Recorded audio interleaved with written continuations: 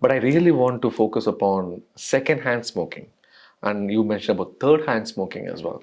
So secondhand smoking, as far as I know, is when somebody's smoking, you are right next to you. I mean, right next to the person, Correct. and then those particles you inhale, and then that can damage your lungs. You go to Mumbai airport. I was recently there, and then that says smoking zone. Yes. All right. So there is a glass door. You walk in, and then people are smoking inside, which is a very good thing. The only problem was the door was open.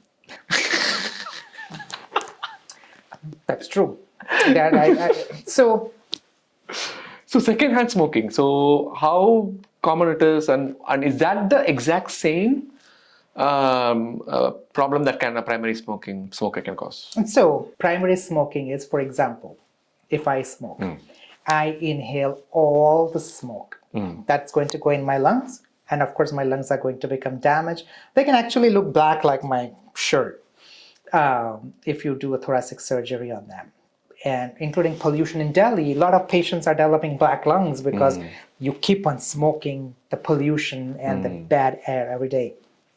So the first-hand smoke or the primary smoke is you do it yourself. The second-hand smoke would be that you and your immediate family, you are torturing, you are actually being mean to your loved ones because even though they are not smoking, they are in your immediate vicinity. How can you stay away, like feet away with your kids or your wife or your parents, right? So indirectly you are affecting their health. Now, is the amount of disease that they will develop is the same as a primary smoker? Probably not. But guess what? We are all getting old. Our parents are elderly. Some of them might have asthma. Some of them might have heart disease. So even though that little bit of smoke is going to cause a lot of damage to them. So therefore, nowadays, we say that if you want to smoke, please go out and smoke yourself. Don't smoke in closed quarters, in closed doors, because that affects your other family members. The worst thing is third-hand smoke. And what is a third-hand smoke? Third-hand smoke is who does your laundry? I mean, in my case, it is me. Oh, really? In my case. But most of the time in the Indian community, it's the wives, moms, they do the laundry. Wife's mom. Wives and moms. Yes, of course. Yeah. It's the ladies in the house. Yes. But in US, you do it, right? Yeah. But even in US, right? I mean, you take turns. Yes, take turns, exactly. Right? You take turns. Correct. So even though they are not smoking, even though they try to stay away from secondhand smoke, that smoke, that nicotine, those toxins are going to leach out of your clothes that they are handling for you. From where? From the drying machine? Yeah. Plus, they're putting it in the washing machine. They're removing it from the washing machine, putting it in the dryer machine. And then you don't wash your clothes every day. They get piled up. So what happens during that 1 week of pile up? Right? In your car, you think that you're going to keep the windows open. That's fine. But then what happens to to all the seats and the seat covers? They are going to leak nicotine for a long time. And actually, there was a convention. There are a lot of vaping stupid conventions, and I do not know why we fund it or who buys tickets for them. So they did a research on it that there is something called particulate matter, which is defined as 2.5 or 10. Microns. So, microns. So 2.5. Do you know what is the thickness of the hair? I know this, 7. 7 to 10. 7 to 10. Right. So it's 7 to 10 microns. And so if you have, no, it's not 7 to 10. It's actually 70 to 100 microns. Sorry. 70 to 100 microns. And so a particulate matter of 2.5 is about... Yeah. 7 microns is the size of a bacteria. Correct. You cannot see under the... Correct. So 2.5 microns is very, very small. It's about 50 times to 70 times small. The thinness of your hair. Correct. So it's very small. Actually, COVID is 0.1 micron, which is even smaller than 2.5. Wow. So the study was that they measured the, like, no matter what, no matter how clean your room is, there is always particulate matter in there.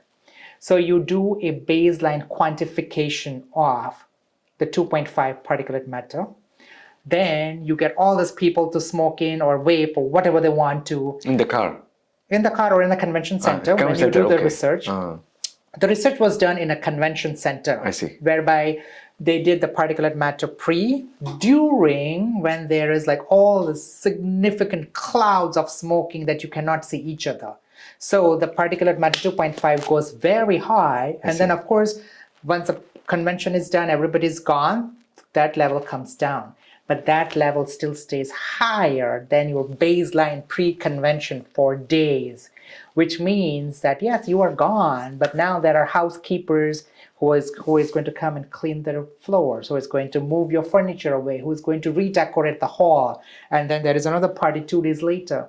So those people who are coming in the second party, they are innocent people. You are exposing them to unnecessary, all this 2.5 particulate matter. Yeah, it's so and small. it's so small that it actually can go non-stop from your nose through your trachea, which is the windpipe, to the lungs, all the way out in the alveolar sacs, and it can cause problems. Again, it can travel through the blood and cross the blood-brain barrier actually and cloud your brain. Wow. And cause fogginess of your brain. There is something called particulate matter 10, which is bigger, and so when you clean your desk, you see the dust. Or when the light falls in, you can see the dust. That's particulate matter 10. I see. And so, is it harmful? Yes. But then our normal mechanism, we have hair in the nose. Correct. That is our defense mechanism. Then you have humidification in your windpipe. That also tries and curbs it. Or the strongest reflex mechanism is cough. When we cough or sneeze, you try to expel them out. So some people, they sneeze and they cough in a very delicate, fancy way. That is actually not good. You should let it go. Let it go.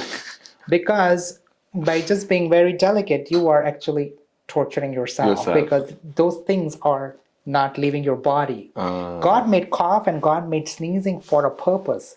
God is not crazy. So he did that so that you can get rid of the bad toxins. So particulate matter 10 is actually bigger, less harmful. But again, if you keep on getting exposed to particulate matter 10, of course you'll develop lung disease and asthma. That's why you will see a lot of young kids all over the world, including India, they have developed asthma.